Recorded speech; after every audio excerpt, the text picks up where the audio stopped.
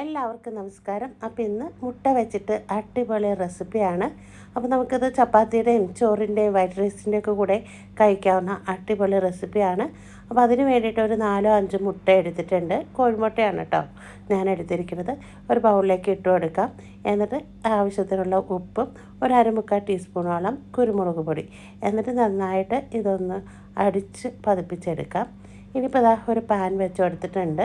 Pan ചൂടായി കഴിയുമ്പോൾ നമ്മൾ ഇതിലേക്ക് വെളിച്ചെണ്ണയാണ് കേട്ടോ ഞാൻ ഒഴിച്ചെടുക്കുന്നത്.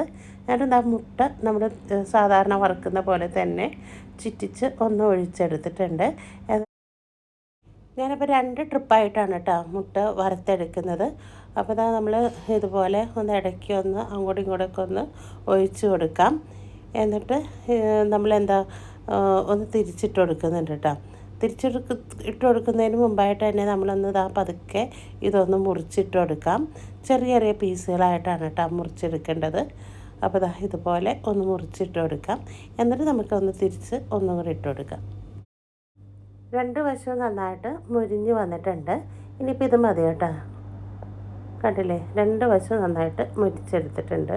ഇനിയിപ്പോൾ നമുക്കിതൊരു പ്ലേറ്റിലേക്ക് മാറ്റിയെടുക്കാം. എന്നിട്ട് അടുത്ത ട്രിപ്പും നമുക്കിതുപോലെ ഒഴിച്ചെടുത്തിട്ട് ഫ്രൈ ആക്കിയിട്ടെടുക്കാം. അപ്പോൾ നമ്മൾ 2 ട്രിപ്പായിട്ട് മുട്ടയൊക്കെ പൊരിച്ച് മാറ്റി വച്ചിട്ടുണ്ട്. ഇനിയിപ്പോൾ അതേ പാനിൽ തന്നെ ഒരല്പം ഓയിൽ ഒഴിച്ചെടുക്കാം. വെളിച്ചെണ്ണയാണ് കേട്ടോ ഒഴിച്ചെടുക്കുന്നത്. വെളിച്ചെണ്ണ ഒഴിച്ചെടുത്തിട്ടുണ്ട്. ഇനി ഒരു 4-5 വെളുത്തുള്ളി കൊത്തിയരിഞ്ഞത്, ഒരു ചെറിയ പീസ് ഇഞ്ചി, എന്നിട്ട് അതും കൂടി ഒന്ന് വഴറ്റിയെടുക്കാം. ഒന്ന് വഴന്ന് വന്നതിന് ശേഷം ഒരു 2 മീഡിയം സൈസ് സവാള എടുത്തിട്ടുണ്ട്. 3-4 പച്ചമുളക്, ഒരു ക്യാപ്സിക്കം, ഇതെല്ലാം അരിഞ്ഞതാണ് കേട്ടോ. എന്നിട്ട് ഇട്ട് കൊടുക്കാം. നന്നായിട്ട് ഒന്ന് വഴറ്റിയെടുക്കാം. ഒരുപാട് വഴന്ന് പോകേണ്ട ആവശ്യമൊന്നുമില്ല, ജസ്റ്റ് ഒന്ന് വാടിയാൽ മതി. നമ്മുടെ ചില്ലി ചിക്കനൊക്കെ ഉള്ള പാകമുണ്ടല്ലോ, അതേ രീതി തന്നെയാണ് കേട്ടോ.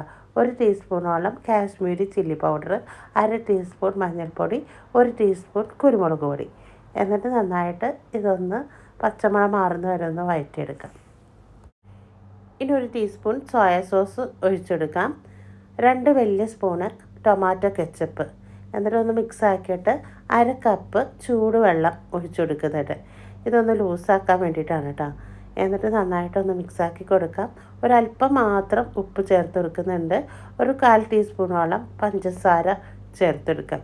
അപ്പോൾ നല്ലൊരു ടേസ്റ്റാണ് കേട്ടോ പഞ്ചസാരയും ഒക്കെ ചെല്ലുമ്പോൾ. ഇനി ഒരല്പം വിനാഗിരിയും കൂടി ഒഴിച്ചെടുക്കാം. അപ്പോൾ വിനാഗിരി ഉപ്പൊക്കെ ഓപ്ഷനിലാണ്, പക്ഷെ ചേർത്ത് കൊടുത്താൽ നല്ല ടേസ്റ്റാണ് കേട്ടോ.